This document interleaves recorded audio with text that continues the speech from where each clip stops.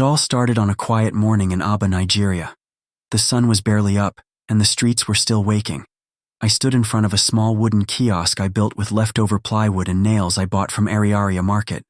It wasn't much, just enough space to display the handmade leather slippers I stitched at night after my factory job. My uncle passed by with his usual smirk. "Still wasting time with this nonsense?" he muttered loud enough for the neighbors to hear. Others laughed, some even pointed. My cousins, who once played football with me in the yard, now walked past like strangers. But I kept going. Every thread I sewed felt like hope. I didn't have a signboard, no big connections, just my hands and a stubborn heart. I would sit there for hours, sometimes selling nothing. Other times, I'd sell one pair and buy food with the profit. I told myself, if I can sell one, I can sell 1,000. Still, the mocking didn't stop, and it hurt more because it came from people who shared my blood. But something was growing inside me, something they couldn't see. At night, I'd sit under the single flickering bulb in my room, stitching slippers until my fingers ached. The power would go off halfway, but I had a small rechargeable lamp I bought secondhand. I'd keep working. It wasn't just about making money anymore. It was about proving I wasn't crazy. Every sound from outside, laughter, gossip, sounded louder. "How long will you keep pretending?" one auntie said once when she came to drop yam at my mother's place. "Better find real work." My mother tried to defend me, but I saw the worry in her eyes. She wanted to believe in me, but the silence in her prayers told me otherwise. I started posting my work online, Instagram, Facebook. I had no followers, but I posted every day. Made in Aba, handmade with pride. That was my tagline. I watched YouTube videos on how to take better photos with my old Infinix phone. I sent messages to influencers. Most ignored me. But one day, a popular fashion page reposted my slippers. I woke up to 200 likes. My heart stopped. The next week, orders started trickling in. A woman from Lagos wanted 3 pairs. A man in Port Harcourt wanted matching sandals for his kids. I couldn't believe it. I ran to my neighbor's house to borrow their sewing machine so I could meet the orders faster. Still, when I told my family, they laughed. "One small shout out and you think you've made it?" my cousin sneered. But I knew something had shifted. People were noticing. I was no longer just a boy sitting behind a dusty kiosk. I was becoming something. Then, on a Tuesday afternoon, I got a call from an unknown number. "Hello, this is Amaka from Forbes Africa. We'd love to do a feature on small businesses making impact." I froze. Did she just say Forbes? She continued. "We saw your story on Instagram. Can we schedule a visit to your workshop next week?" My heart raced, but all I could say was yes, of course. I hung up and stared at my phone. Was this really happening? Or was it all just a dream? The night after that call, I couldn't sleep. I just lay there on my thin mattress, staring at the ceiling. My mind was spinning. What would I wear? What would I say? My room was small and messy. Not the kind of place you'd want Forbes to visit. So I cleaned it. I scrubbed the floor until it shined. I rearranged my shelves, folded my fabrics neatly, and polished every pair of slippers I had ever made. I even fixed the torn curtain covering the window. The next morning, I went to Ariaria and used my last savings to buy better leather. I told the man at the stall, "I'm going to be on Forbes." He chuckled. "Make sure you don't forget us when you're big," he said with a wink. As the week passed, I kept checking my phone like a madman. What if they changed their mind? What if they never came? But they did. On a hot Thursday afternoon, a black SUV pulled up in front of my kiosk. A woman stepped out with a camera crew. She smiled. "Are you Chuka?" That was the first time anyone said my name like it mattered. They followed me into my room, my workshop, my haven. I watched them scan everything: the sewing machine, the stacks of leather, the framed photo of my late father on the wall. "Where do you get your inspiration from?" Amaka asked. I looked down at my hands. From failure, I said quietly. And hunger. We talked for almost 2 hours. I told them everything. How my family mocked me. How I had to choose between eating and buying glue. How I almost gave up after a customer scammed me. But I also told them how every pair of slippers I made carried a piece of my story. As they packed up, Amaka said, "We don't often feature people this early in their journey, but there's something about you. People need to hear this." I nodded, trying not to cry. I wasn't used to people believing in me. She shook my hand. "You'll be hearing from us soon." When they left, I sat on my bed in silence. No one had ever called my story important before. 3 weeks later it happened. I was walking back from the market, carrying a roll of new leather on my shoulder, when my phone started buzzing nonstop. Calls, messages, tags on social media. My neighbor ran out, waving her phone. "Chuka, you're on Forbes. See your face." I dropped the leather and grabbed her phone. There it was, my photo on the cover of Forbes Africa's 30 Under 30 edition. Me. Standing in front of my little kiosk, holding the slippers I stitched with my own hands. My heart pounded. I rushed home. My mother was already crying. "They're calling from the village," she said. "Everybody's talking about you." Even my uncle called. "Chuka, I'm proud of you," he said. First time in my life I'd ever heard those words from him. I didn't know whether to laugh or cry. Then something happened that shocked me more than anything else. That evening my cousin, the same one who always mocked me, showed up at my door.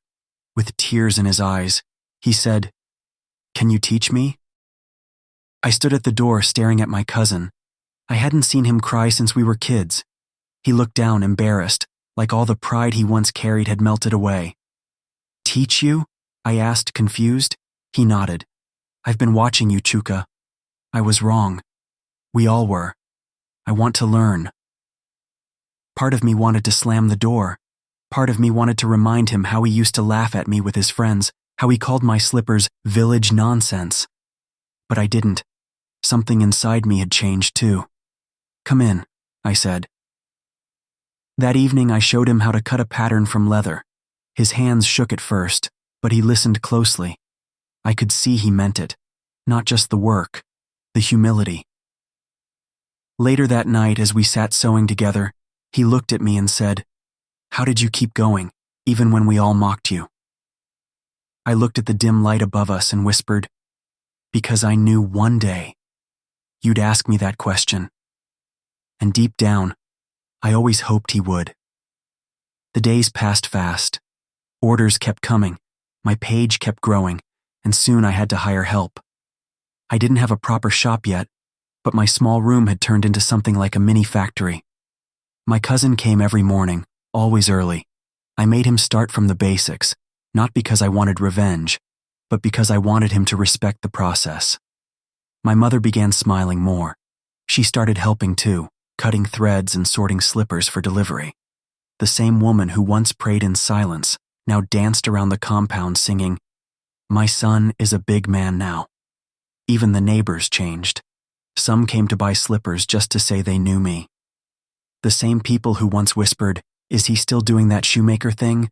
now called me boss. One morning I got a message from a store in London. They wanted to stock my slippers. London. I nearly dropped my phone. But that wasn't even the biggest surprise. That evening, while checking my emails, I saw one that made my hands freeze. Subject: Investment proposal. From someone who believes in you. The sender? My father's old friend. I remembered him well, Uncle Ifeanyi. He used to visit when I was little, always dressed sharp, smelling like imported perfume. After my father passed, he disappeared like everyone else. But now, he had written me a full email. He said he saw my Forbes feature while flying to Abuja. "Your face looks so much like your father's," he wrote. I couldn't stop staring. He said he wanted to invest in my brand. He believed in my vision and wanted to help me scale. Proper machines, A real workshop, packaging, even exporting. I sat there reading the email over and over again. Me? The boy they once mocked? I called him. His voice was deep, still smooth like before. Chuka, he said, your father would be proud. Let's build something big together. I agreed. We scheduled a meeting. But something in my heart was unsettled. Was this really about me? Or was there something else behind his sudden return? The day of the meeting came. I wore my cleanest shirt and slippers. I stitched myself. As I walked into the restaurant where we agreed to meet, I looked up and froze. Uncle Ifeanyi wasn't alone. My estranged elder brother was sitting right beside him. I hadn't seen my brother Obinna in 5 years. After our father died, he left for Abuja and never looked back. No calls, no texts, just silence. And now, there he was, clean-shaven, gold watch on his wrist, a slight smirk on his face, like nothing had ever happened. Chuka, he said, standing to hug me. I stayed still. Uncle Ifeanyi noticed the tension. Sit, he said quickly. This is a big moment. I sat, my heart thumping.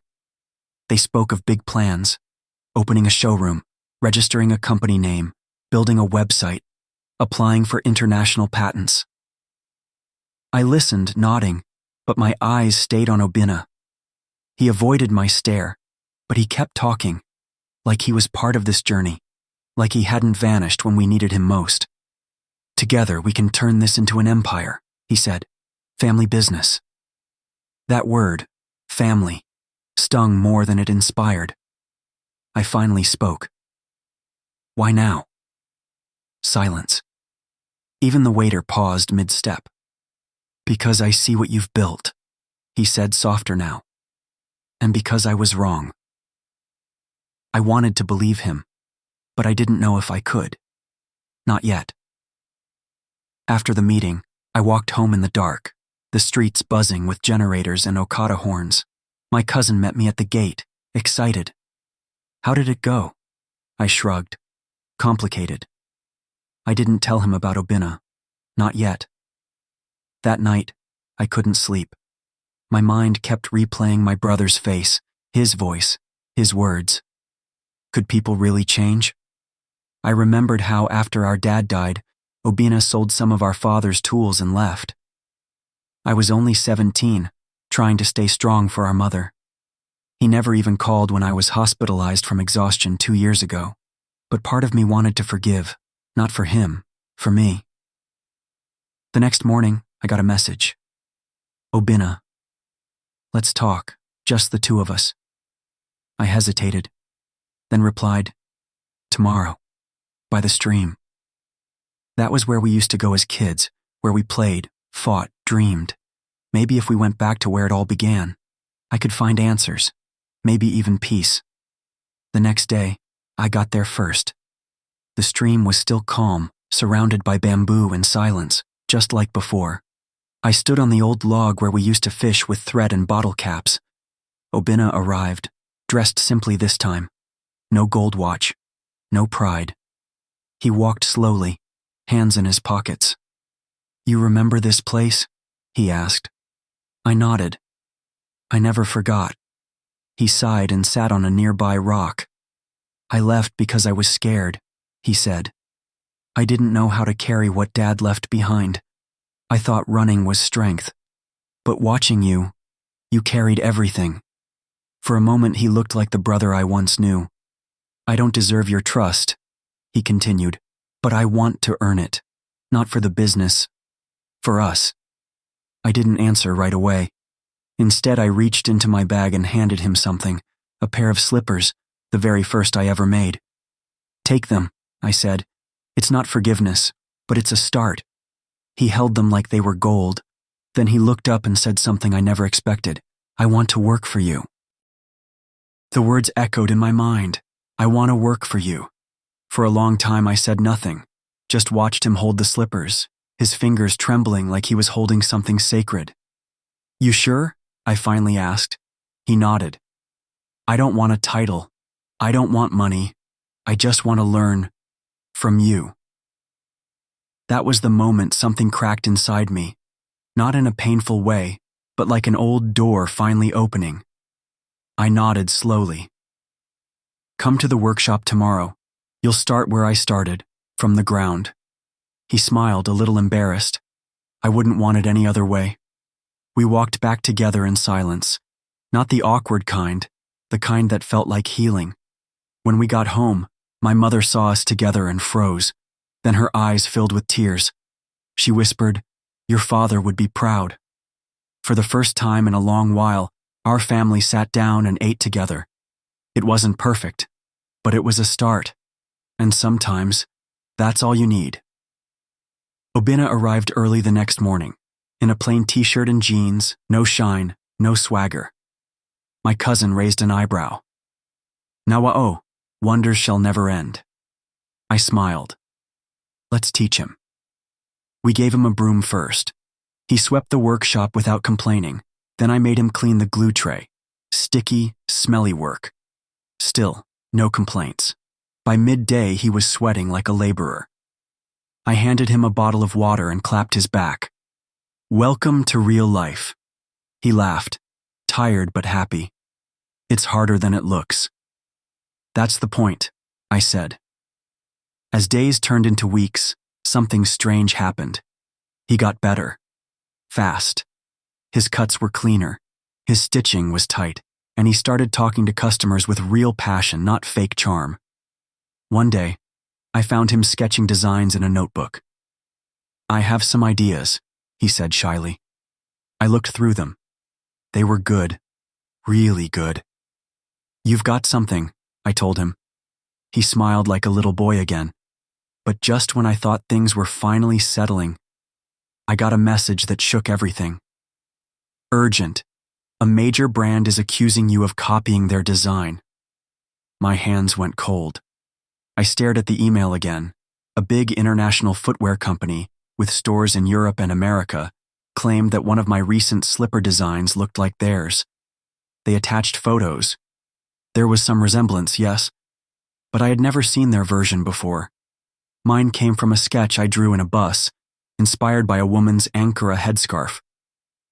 I sat down, heart pounding. My cousin noticed. "You okay?" I showed him the message. His eyes widened. "But you didn't copy them." "I know," I said, "but proving that is another story." They threatened legal action if I didn't pull the design offline and stop production immediately. It felt like everything I had worked for was about to collapse. Obinna came and read the email too. "This is serious," I nodded. "Very." That night, I couldn't eat. I just kept pacing my room. My mother prayed. My cousin tried to cheer me up. Then Obinna walked in with a determined look. "We're not backing down." "How?" I asked. He held up something. My original sketch, dated and signed. I stared at the sketch in Obinna's hand, the same one I had drawn months ago on the back of a delivery receipt. The lines were rough, but the pattern was clear. My design, my handwriting, my date. "How did you find this?" I asked. He smiled. "I kept it. I didn't know why. Maybe to remind myself how far you've come." For the first time, I felt grateful for his return, not just as my brother, but as someone who believed in me, fully and without pride. We scanned the sketch, attached it with a response email, and explained the inspiration. Even included a photo of the woman with the Ankara scarf if they needed proof. The next few days were torture. I kept checking my inbox every hour. Then, finally, a reply came. Their tone had shifted. They said, "After reviewing the evidence provided, we are dropping all claims. We apologize for the inconvenience and wish you continued success." I dropped the phone and collapsed into a chair. My cousin shouted, "We don't win, oh." Obinna just gave me a quiet nod.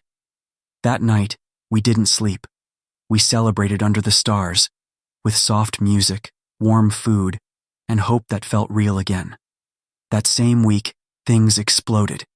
My sketch, The accusation and the dropped charges somehow went viral. Someone shared the story on Twitter. Then a local blog picked it up. Then a national TV station called me for an interview. I was stunned. The same story they once laughed at, the boy in a shed making slippers, had now become newsworthy. During the interview, the reporter asked, "What kept you going all these years when everyone doubted you?" I smiled, looked into the camera and said, "Because I wasn't working to prove them wrong. I was working to prove myself right." Later that night, I got another email, this time from Forbes Africa. Subject: Feature request, Rising Entrepreneurs Changing the Continent. I showed my mother. She screamed and dropped her plate. Obinna just hugged me, tears in his eyes. From nothing to this. But even as the spotlight grew brighter, I stayed grounded. I still opened the shop every morning, still cut my own leather, because I knew the world can celebrate you today and forget you tomorrow. But the work keeps you steady. The day the magazine came out, I didn't even know. I was in the market buying glue when my phone started buzzing like crazy. "Guy, you don't see him? Chuka, Forbes O." Even the Kiki driver shouted, "Oga, na you be this," and held up his phone. I rushed home.